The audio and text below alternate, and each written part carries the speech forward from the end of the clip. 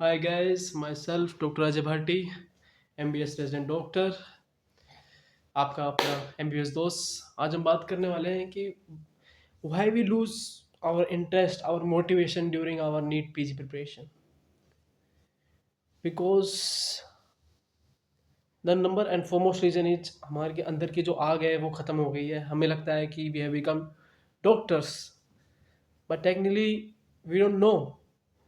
अब सिचुएशन आ गया, MBS doctors इतने ज़्यादा बन रहे हैं कि हमें उस कंपटीशन को कोप अप करने के लिए salaries are also decreasing, vacancies are very low, these non-medicos are becoming HRs and they are deciding our salary as per our experience.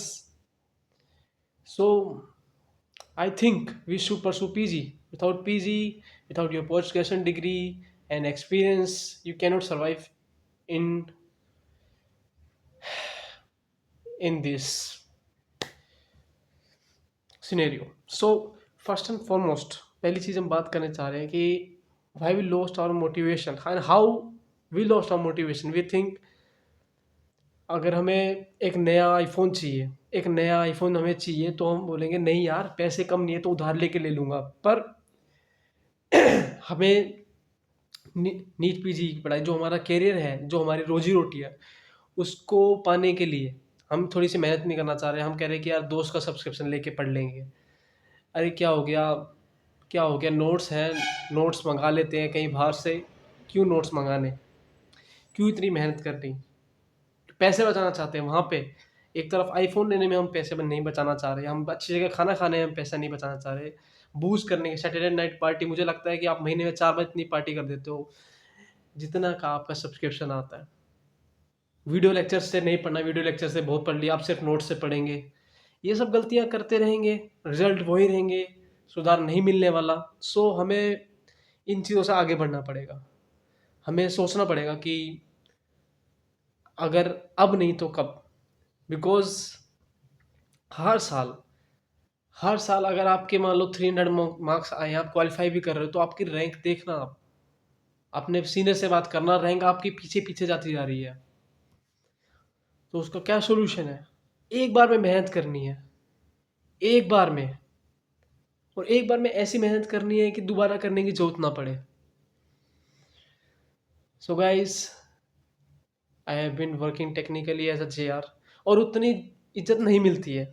So we need to pursue our dreams, we need to pursue our passion. और इसीलिए तो यार इस field में आए थे। अगर अब यहाँ तक पहुँचने के बाद स्किप कर जाएंगे तो क्या चलेगा? कुछ नहीं चलेगा। Don't stop for the mountains, stop when you reach the mount Everest. समझ रहे हो? ये छोटी मोटी पहाड़ी चढ़ने वालों को कोई याद नहीं रखता। समझ रहे हो? तो एवरेस्ट चढ़ने वालों को याद रखते हैं। और बात यह है कि छोटी मोटी पहाड़ी चढ़ने से आपका दाल रोटी का जुगाड़ हो जाएगा।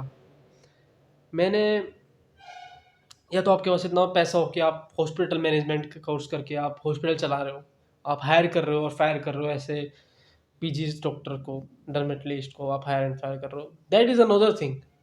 अगर आपके पास जनरेशनल वेल्थ है then you can do anything. But अगर नहीं है तो जागने की ज़रूरत है। मैं भी ये कहूँगा कि मैं भी जाग चुका हूँ। सो आप पैसा कमा पा रहे हो एक लेवल पे दिल्ली में जॉब करके, पर इसके आगे क्या, इसके आगे क्या? अब घर वाले आएंगे पूछेंगे कि आपको क्या कर रहे हैं, अब क्या कर रहा है, अब क्या कर रहा है। हमारे प्रोफेशन में इज्जत तब तक है जब आगे आगे क्या करे जा रहे हैं, आगे आगे बढ़े जा रहे हैं।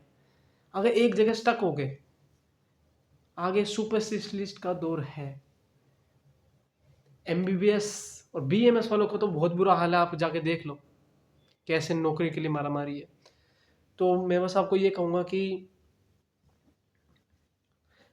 वो आपकी चॉइस है कि आप USMLE क्लियर करना चाह रहे हैं या बाहर जाना चाह रहे हैं, तो वो आपकी चॉइस है। But for me, as per, अगर आप मेरी एडवाइस मानते हैं तो आपका MBBS दोस्त आपको ये सलाह देगा कि मैं और आप दोनों साथ मिल करके फिर से एक बार कोशिश करते हैं कि हम नीट PG क्रैक करेंगे।